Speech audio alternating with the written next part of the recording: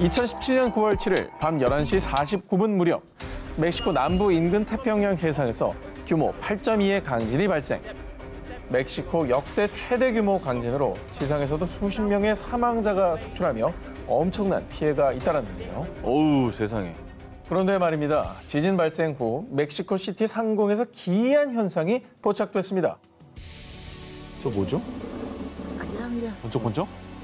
마치 오로라처럼 여러 색의 빛이 상공에서 빠르게 번쩍거리는 이 섬광은요. 지진 전조 현상이 아닌 지진 발생 후에 일어난 괴 현상인데요. 자, 일부 음모론자들은 멕시코에 나타난 이 섬광이 오로라라고 주장했는데요. 멕시코의 위도상은 오로라일 수가 없지 않나요? 상식적으로 그렇습니다. 하지만 음모론자들의 주장에 따르면요. 멕시코 섬광은 미국 하프의 소용입니다. 미국의 고출력 고주파 송신기 하프에서 발사한 고주파로 인해 플라즈마가 지구 자기장과 마찰에 생긴 인공 오로라일 것이라고 추측했습니다. 우리가 하프에 대해서 소개한 적이 있긴 한데 뭐 기후도 조작하고 인공 지진까지 일으키고 뭐 이런 루머가 있잖아요. 뭐 또 비밀 실험 같은 거 한 거예요? 그런데 과학자들의 의견은 달랐습니다. 우선 지진 발생 전에도 이 같은 섬광이 가끔 포착됐고 간혹 지진 발생 후에도 섬광이 나타날 수 있다는데요. 이 섬광의 원인에 대해서 미 항공우주국 나사의 선임 연구원 프리드먼 프로인드 박사는요. 지진파로 생긴 전기 에너지가 암석에 튕겨나가 공기층과 만나면서 섬광이 발생한 겁니다. 하지만 2014년 3월 미국 물리학회 모임의 트로이 심브럿 교수는요. 아닙니다. 지진이 발생하면 주변 물질들 사이에서 균열이 일어나는데 이 균열로 생긴 마찰이 만들어낸 빛입니다. 즉 지진파의 영향은 아니라는 상반된 의견을 내놓았습니다. 이것도 되게 신기하네요. 그러니까 지진이랑 뭔 관계가 있는지도 모르겠고. 이러니까 UFO 얘기가 있는 거예요. 이 UFO밖에는 설명이 안 되잖아요. 그런데 말입니다. 이 같은 의문의 빛이 우리나라 대한민국 부산에서도 나타났습니다.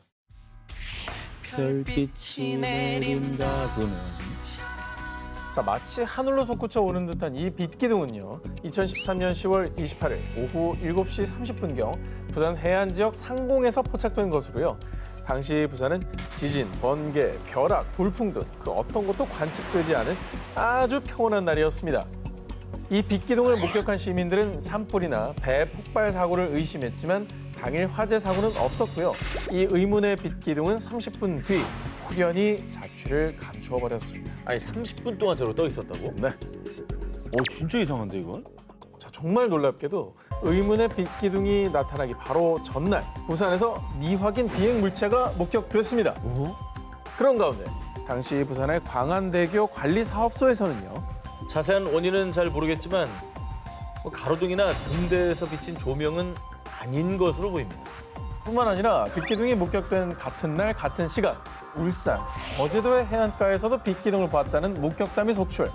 빛기둥에 정체된 의문은 더욱 커졌는데요. 딴 데서도 봤구나. 그러니까 등대, 가로등, 인위적인 불빛은 완전히 말이 안 되는 소리네. 이 자체가. 그렇습니다. 울산 거제에서 보였다는 건 말이 안 되는 거예요. 그로부터 4년 뒤인 2017년 2월 3일 부산에 다시 모습을 드러내는 빛기둥. 이번은요. 또 왔어? 더 많습니다. 저렇게 많어? 이거 뭐야? 다시 나타난 빛기둥에 대해 기상청 관계자는요. 오징어잡이 배와 같은 어선의 불빛이 굴절돼 하늘에 비친 것으로 보입니다. 빛기둥은 어선 불빛이 반사돼 생긴 신기루란 가능성에 무게를 뒀는데요. 이에 대해 한 전문가는요. 두꺼운 구름이 마치 거울 같은 역할을 해 지상에서 나오는 불빛을 반사한 겁니다. 라고 추정했습니다. 멕시코와 우리나라 상공에서 발견된 의문의 빛들. 과연 그 정체는 무엇이었을까요? 여러분 혹시 하인리 법칙에 대해서 들어보셨습니까? 큰 사고가 발생하기 전에 반드시 먼저 그 징후가 일어난다라는 법칙인데요. 그런데 이것도 알고 계십니까? 외계인도 지구인들을 납치하기 전 시그널을 보내고 찾아온다라는 사실을 말이죠. 여러분, 지금부터 제가 말씀드린 이 현상을 목격하게 되신다면 정말 안타깝지만 이미 여러분은 그들의 표적이 되어버린 겁니다. 무서워. 뭔데? 바로 강력한 섬광입니다. 1961년 9월 미국의 뉴햄프셔주에 살던 바니 베티 힐 부부는요. 외출 후 함께 차를 타고 집으로 향했습니다. 그러던 중 힐 부부는 갑자기 하늘에서 강렬한 빛, 정말 눈이 멀 듯한 섬광을 목격했고요. 왠지 모를 불안감에 전속력으로 운전해 집에 도착했는데요. 아니, 똑같은 길로 왔는데 왜 2시간이나 늦게 도착했지? 대체 2시간 동안 무슨 일이 있었던 거죠? 도착 예정 시간보다 무려 2시간 늦게 집에 도착한 두 사람. 그리고 그 2시간 동안의 일이 놀랍게도 전혀 기억이 나지 않는 겁니다. 아, 지웠네. 맨인 블랙이네. 지웠어, 2시간. 2시간 뭐 했지? 자, 그런데 그날 밤 이후로 매일같이 악몽에 시달린 힐 부부.